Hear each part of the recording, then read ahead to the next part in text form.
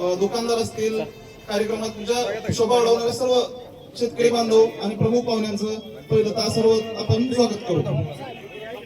आज दिनांक 15 जुलै 2026 रोजी आपण नवीन गणेश ॲग्रो एजन्सी या फर्मच्या उद्घाटन सोहळ्यासाठी आपण सर्व शेतकरी आलात.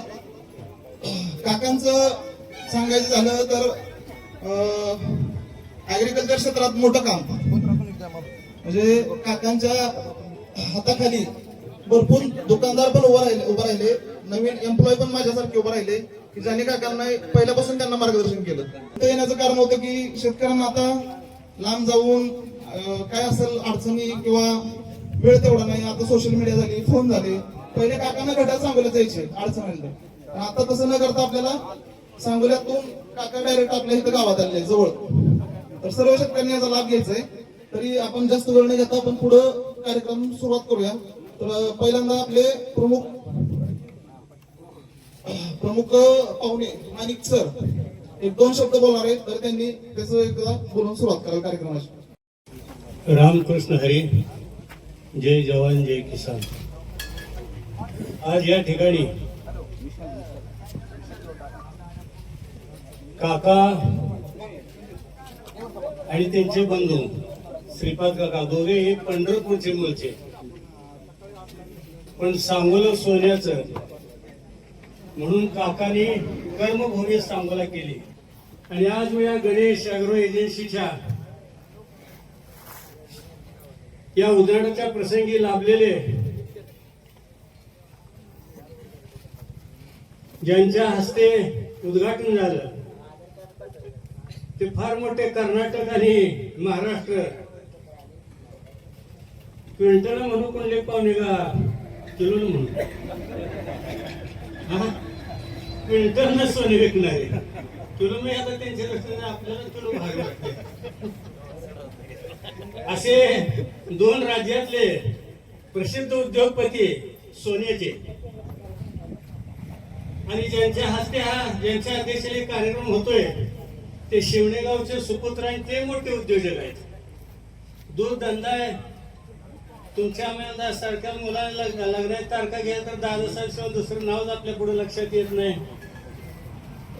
म्हणजे खऱ्या अर्थानं काका कार्य म्हणजे पाहुणे तुम्ही असे निवडले की दोन्ही उद्योजक.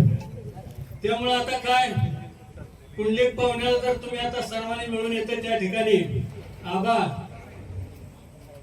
त्याला तुम्ही मला सांगितलं असेल असं वाटते असेल की सोनं किती जरी मोठं असलं, संपत्ती सोन्याची जरी असली तरी सोनं शेवटी काळ्या मातीतूनच तयार होत असतं. कारण सोन्याच्या खाली सुद्धा शेवटी मातीतच असतात. आणि म्हणून कुंडलिक पाहुणे तुम्ही याच इकडे आता शेती घ्या आणि काकांच्या दुकानाबरोबर आपला त्यांचा संपर्क साधलेलाच आहे अगोदरच. तर खऱ्या अर्थानं काळ्याची सेवा करण्याचं भाग्य कुलकर्णी काकांनी नुसते आपल्या सांगोला पंढरपूर नाही महाराष्ट्रामध्ये त्यांची ख्याती आहे काकांची. खऱ्या अर्थानं कृषी सेवेमध्ये पितामह भीष्म म्हणून काकाला ओळखलं जातं. काकांचा आणि आमचा आता एक 8-10 वर्षापूर्वीपासूनचा संबंध आला. काकांचा असा आहे, आता काका थोडस अतिशयोक्ती केल्यासारखं वाटेल पण माफ करा मला. मी वयानं जरी थोर असलो तर जाणीवेनं तुमच्यापेक्षा पोर आहे. खरं ना सौकसे त्यांचा अनुभव कार्यालयाबद्दल त्यांचे असणारे प्रेम अहो दुकान काय दुकान सगळीच उघडते.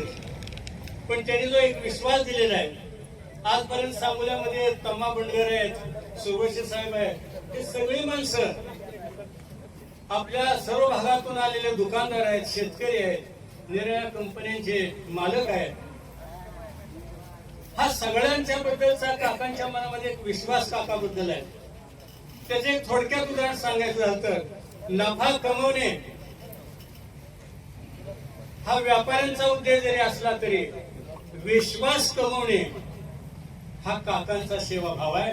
आणि म्हणून खऱ्या अर्थानं काकांच्या पाठीशी आता एनडी मालक सारखे, दादासाहेब सारखे, आता त्यांच्या पुढे आपलं कुठं आता टेम्पो आपण फार तर तोळ्याचे शेत काढले आहे. म्हणजे सगळे काकांच्यावर प्रेम करणारे कसे गोळा झाले बघा सगळे. आणि या सगळ्या सम्राटांच्या बद्दल प्रेम निर्माण करणार, आदर निर्माण करणार नामदेव बापू हे व्यक्तिमत्व असं आहे. त्यांचे वडील जरी पोलीस खात्यात असले तरी त्यांचे श्रीपाद काका आपल्या पंचायत समितीमध्ये त्यांनी सर्व्हिस केली, पंढरपूरमध्ये सर्व्हिस केली त्यांनी. आणि आज एक अशा प्रकारचा विश्वास कमवलाय की त्या विश्वासाला तडा आज तागायत त्यांनी जाऊ दिला नाही. एक जहाज चाललं होतं, 6 वाजले होते, वादळ सुटलं, सगळे घाबरायला लागली, देवाची प्रार्थना करायला, पांडुरंगा पाव आता, त्याशिवाय जीव वाचत नाही, जहाज बुडणार आहे. पण समोर एक 7-8 वर्षाची परकर पोरगी घातलेली पोरगी नाचत होती. तिला 2 जणांनी थापचा मारल्या. तुला कळतंय म्हणले जहाज बुडणार आहे आणि तू उड्या कशी काय मारते बाळासाहेब, उड्या कशी काय मारते तू, म्हणजे जहाज बुडणार आहे. कोण म्हणतो बुडणार आहे? काय म्हणले बोट हालायला लागली घेता. ते म्हणजे येड आहे का काय, जहाज कधीच बुडणार नाही. का? या जहाजाचा कॅप्टन माझा वडील आहे म्हणले. The father of this boat is my father, captain. माझा वडील या बोटीचा कॅप्टन आहे आणि जोपर्यंत माझा बाप कॅप्टन आहे तोपर्यंत जहाज कधीच बुडत नसतं. हा विश्वास ज्या मुलीच्या मनामध्ये निर्माण केला असतो पितृत्वाच्या नात्यानं, तसा काकांच्या बद्दल सर्व दुकानदार असतील, शेतकरी असतील, या सर्वांनी एक प्रकारचा वेगळा विश्वास निर्माण केलेला आहे. आणि म्हणून व्यापारामध्ये मी व्यापारशास्त्र शिकवत होतो काका, पण ह्यात आता मी 4थी नापास, मला तुम्ही कशासाठी इथं बोलून मला जर थोडं शंका यायला लागली. व्यापारशास्त्र शिकवलं, व्यापारशास्त्र नियम आहे, नफा कमवणं म्हणजे चांगला विक्रेता. पण मी बोर्डाला चूक दुरुस्ती करून 1 मार्काचं त्या मध्ये होतं, मी बोर्डाला दुरुस्त करायला लावले. नफा कमवणे म्हणजे चांगला विक्रेता नाही, विश्वास कमवणे म्हणजे चांगला विक्रेता. हा पर्याय मी 1 मार्काचा बोर्डाला द्यायला लावला 12वीच्या परीक्षेत. तर काकाने हा जो विश्वास संपादन केलाय, काका आता आपल्यात आले. पंढरपूरचा पांडुरंग, कांदा मुळा भाजी विठो माझा लेकूरवाळा म्हणणारा, सावता मळ्यांच्या मळ्यामध्ये आला, तसं शिवण्याच्या ह्या आपल्या मळ्यामध्ये पंढरपूरचा काकांच्या रूपानं विठ्ठल या ठिकाणी आपल्या भूमीमध्ये आलेले आहेत. आपल्या सर्वांचे त्यांच्या पाठीशी आशीर्वाद असावेत, प्रेम असावं, अशा प्रकारची विनंती मी करतो. काकांनी, त्यांच्या बंधूंनी या ठिकाणी आणि मुलांनी या ठिकाणी हा सेवा करण्याचा आहे. कोणत्या उद्योगामध्ये नफा हा कमवावाच लागतो, त्याशिवाय काय. मग आमच्या दुकानच्या उद्योगाला दीपक आबालते आणि मला तिथं उद्घाटन करताना मला काय जणी हे प्रामाणिक पाटील आहेत, म्हणजे प्राध्यापक माणिक पाटील. दीपा म्हणजे प्रामाणिक पाटील आहेत म्हणले, पोरा पैशांचा जरा व्यवहार नीट बघत जा म्हणले. तसं झालं, प्रामाणिक पाटील दुकान 14 लाखाला आळ मारला नाही.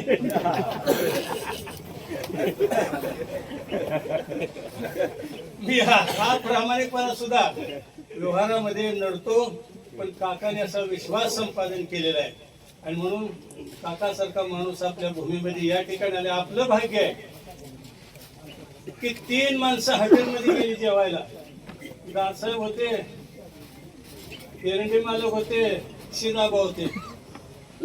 आता आपलं रोजच गिऱ्हाईक आहे वाकी शिवण्याचं म्हणलं. हॉटेलवाला म्हणलं आज माझा वाढदिवस आहे, आज म्हणले 30 रुपयाला तेव्हा 10 पुरी भाजी होती, 30 रुपये झाले, आबांनी पैसे दिले.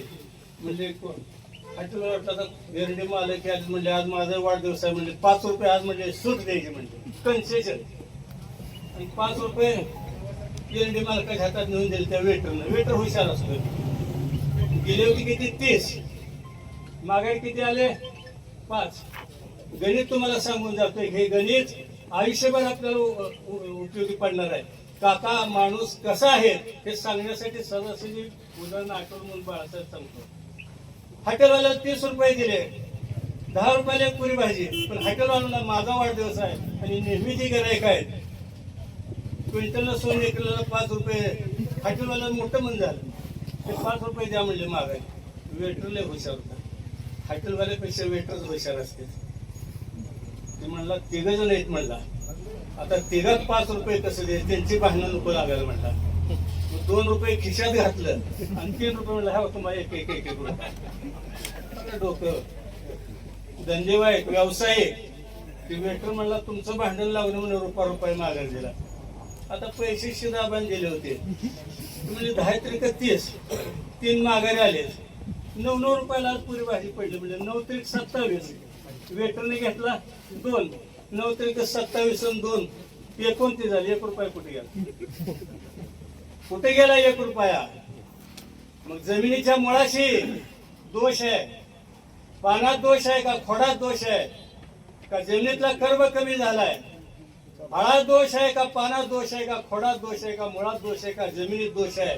हा एक दोष सोडून काढण्याचं काम या मायभूमीचा सेवक म्हणून, काळ्याचा सेवक म्हणून कुलकर्णी काकांनी आयुष्यभर सेवा हे काळ्याची केली. म्हणून आज त्यांच्याबद्दल हा विश्वास की अरे काकाकडे गेलं ना आपल्या पिकाचा रोग गेलाच.